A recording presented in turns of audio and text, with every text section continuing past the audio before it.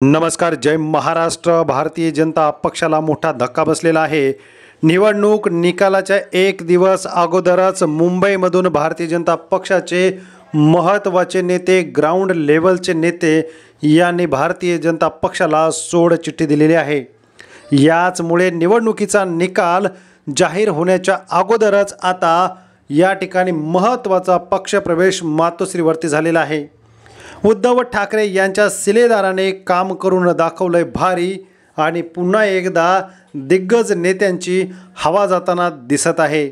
दुसरीकडे विशेष करून महत्त्वाची एक विधानसभा मुंबईमध्ये ज्यांच्याकडे सर्वांचं लक्ष लागलेलं होतं, दादर माहीम या ठिकाणी राजपुत्र अमित ठाकरे या ठिकाणी निवडणुकीला सामोरे जात असतानाच या ठिकाणी शिंदे गटाने आपला उमेदवार दिला आणि भारतीय जनता पक्षाने महायुतीचं काम केलं आणि तोंडघशी राज ठाकरे पडले. ज्या राज ठाकरेंनी बिनशर्त भाजपला पाठिंबा दिला त्यांच्याच ठिकाणी आता भारतीय जनता पक्षाने विरोधात उमेदवार दिला. महायुतीला मतदान करण्याचं आव्हानही केलं. यामुळे अमित ठाकरे यांची सीट धोक्यात आली आणि येवन भारतीय जनता पक्षाला मदत करणारे मनसे आता तोंडघशी पडलेले आहे.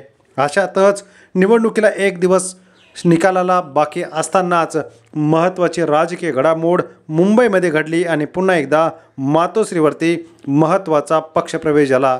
मुंबई भाजपचे सचिव सचिन शिंदे यांनी आज मातोश्री येथे त्यांच्या सहकार्यासह शिवसेना उद्धव बाळासाहेब ठाकरे पक्षात पक्षप्रवेश केला. पक्षप्रमुख माननीय उद्धव बाळासाहेब ठाकरे यांनी त्यांच्या मनगटावर शिवबंधन बांधून पक्षात स्वागत केले.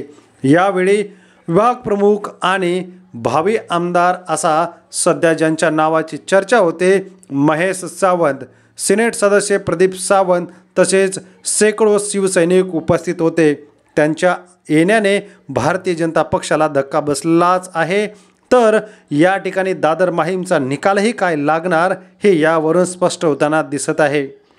निवडणुकीच्या निकाला अगोदर पक्षप्रवेश होणे, निकाल लागल्यानंतरचे पक्षप्रवेश अजून बाकीच आहे असं सचिव असलेले सचिन शिंदे यांनी म्हटलेलं आहे. धन्यवाद. जय महाराष्ट्र.